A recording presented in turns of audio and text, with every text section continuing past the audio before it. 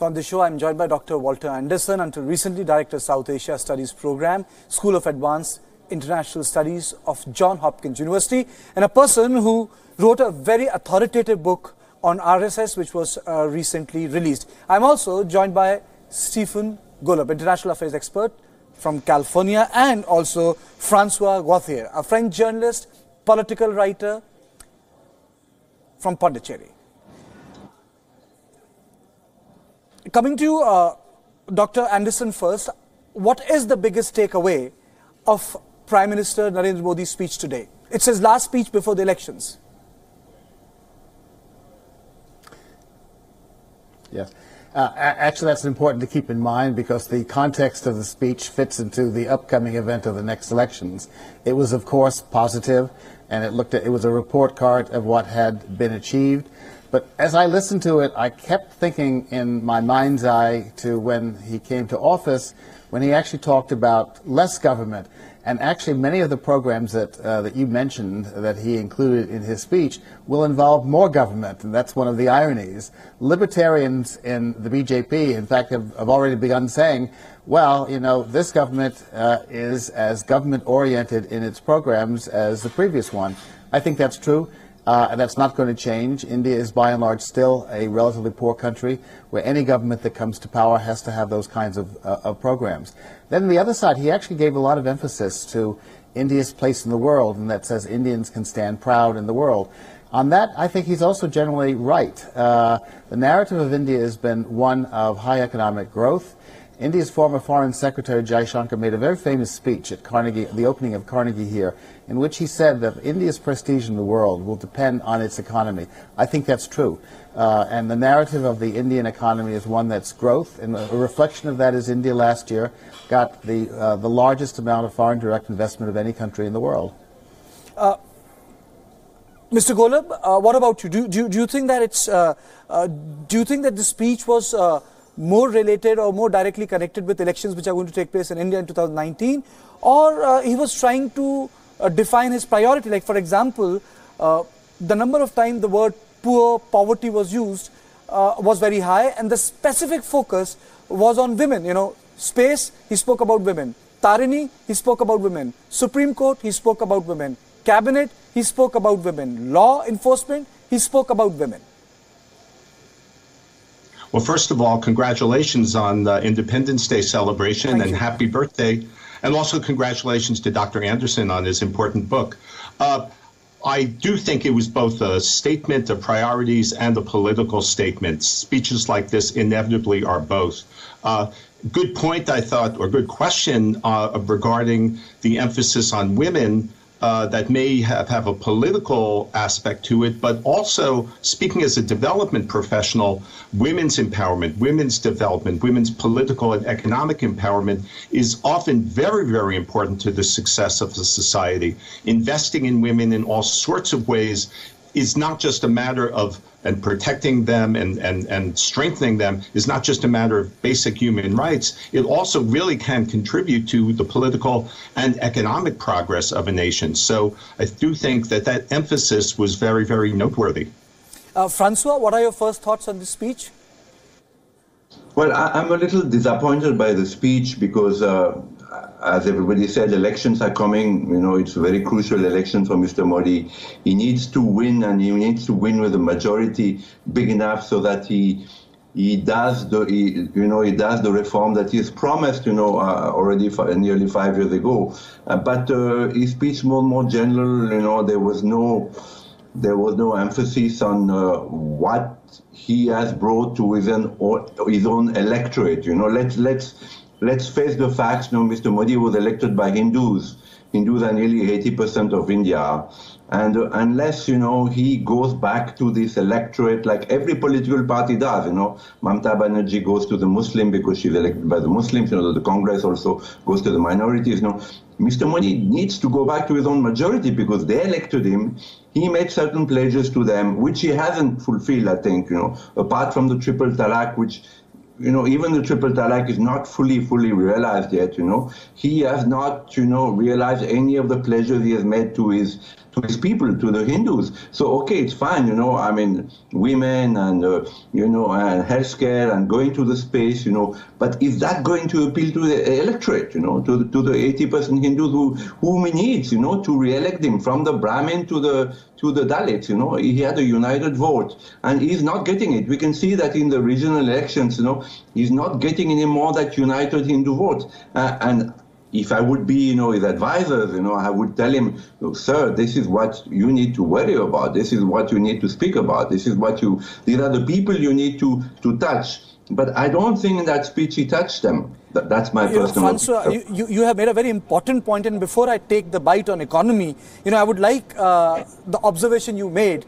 I want Dr. Anderson to comment on this, as Francois was saying that he did not get into the nitty-gritty of his own electorate compulsion. You have written the book on RSS. What do you have to say on that? Did he ignore his constituency? Because if you look at his speech, sir, there are 4 people he has mentioned: Mahatma Gandhi, Ambedkar, Deen Dayal Upadhyay, and Subramaniam Bharati from Tamil Nadu. Dr. Anderson. Well, Deen Dayal Upadhyay, of course, is the philosopher of the Hindutva movement. So, of course, he made a point of that, of mentioning him in his speech. But whether or not he appealed to his Hindu electorate, I think he was appealing to the general electorate. Of course, the Hindus are 80% of the country, but he also has to get some Muslim support. The last time he got about 8% of the Muslim vote, which was actually rather high for a BJP candidate to get. I think they would at least like to equal that. Among the BJP types and the Prime Minister himself, there's been kind of the narrative that a rising tide lifts all boats. And to a certain extent, that's true. And I think he tried to get that impression across. I'm working for you, particularly the poor. One of the other speakers had mentioned he kept referring to the poor. That's true, and that's good politics. Most Hindus are poor. Most Muslims are also poor. And I think he's trying to sort of appeal to both groups by saying, that I'm here as a strong leader with programs in mind that I'm going to sort of implement for your benefit. As another one of your speakers mentioned, he wasn't all that specific except for 1 or 2 programs that he had. But that's the nature of these speeches, particularly a penultimate speech before an election. I can think of American presidents before an election, and their speeches in many ways is quite in common with this one. But, as I said, there are dilemmas. The dilemma is that, all these programs that he's proposing involve more government, not less. Okay. And that was when he ran on a smaller government, and that has not been the case. It has not been a smaller government. I think Francois wanted to comment on this. Francois, quickly, because after that we'll play the bite of the Prime Minister on economy. Yeah, there's a big difference between America and India. America, most people are Christians, so it's relatively easy, to speak to them now. Of course, in India, there's a great diversity. But again, I have a little doubt about 8% of Muslims having voted for Mr. Modi. My feeling is that neither the Christians nor the Muslims are going to vote for Mr. Modi, however much he appeals to them. So his core vote is the Hindus, and he's not appealing to them, he's not touching them. And he's doing the same mistake as Mr. Vajpayee, in 2004, that we have a great economy, where India is shining, and Mr. Vajpayee lost the election. So I think Mr. Modi should remember that. Yes, I think both of you made a very important point, and I'll come back to it. But before that, let's pay a bite of the Prime Minister, in which he talked about unveiling the biggest healthcare system of the world. So the Prime Minister spoke about a number of schemes, and this was a scheme which the Prime Minister referred to was Ayushman scheme, which is going to cover 50 crores Indian, 10 crore Indian families. And let me take this question to Mr. Golab. Mr. Golab, our panelists were discussing the fact that the whole discussion was, did Prime Minister take care of his key political constituency? But if you look at the way Prime Minister has evolved in the last 4 years, he has also approached his political constituency through number of economic schemes or economic decisions. For example, in Uttar Pradesh, demonetization in India was an issue. It's the biggest state in our country, 80 Lok Sabha seats, BJP swept to power. And Ujjwala scheme also played a great part, which was about supplying LPG to poor women below poverty line. Now, here, the whole focus is on Ayushman scheme. It's something like which America had or if there can be a comparison, Obamacare. Do you think that schemes like this, which actually go down to the last individual, last person in the line, can create electoral dividends? Well, I think they're worthwhile in and of themselves. And you mentioned Obamacare in the U.S. I must admit with some chagrin that it's being undercut right now by the current administration. But I mention that as a matter of praising this initiative in India, because healthcare is not just a fundamental right to the nation, the extent that a nation can afford it, but it's good for children, it's good for economic progress. It has ripple effects all across the country. Will it reach everyone in the country? I can't say. That's a tremendous challenge. But it's, I think, laudable that this is being attempted. And in terms from the political point of view, I think it's very, very worthwhile to pursue this if in the process of introducing a very good policy and implementing it, it gets some votes, then that's worthwhile as well. I would differ on the notion of just appealing or mainly just appealing to the Hindu constituency, because he's trying to be the prime minister of the entire country.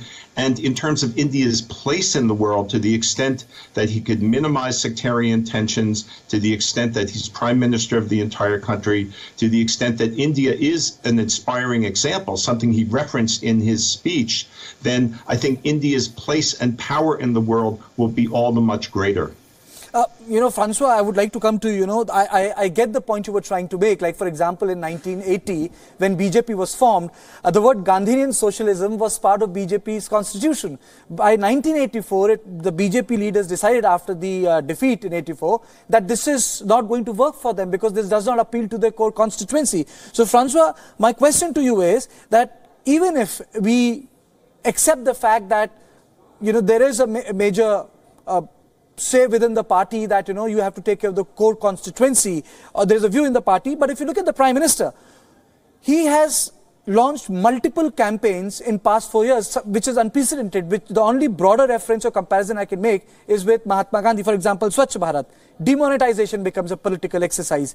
Don't you think that these economic decisions converted into political campaigns will create dividends for Bharatiya Janata Party? Because his speech from the ramparts of the fort were about multiple campaigns, multiple initiatives. No, there are two things I would like to say. First, about his health program. This is a very good program, and it might be a little difficult to implement it, but it's very worthy of praise.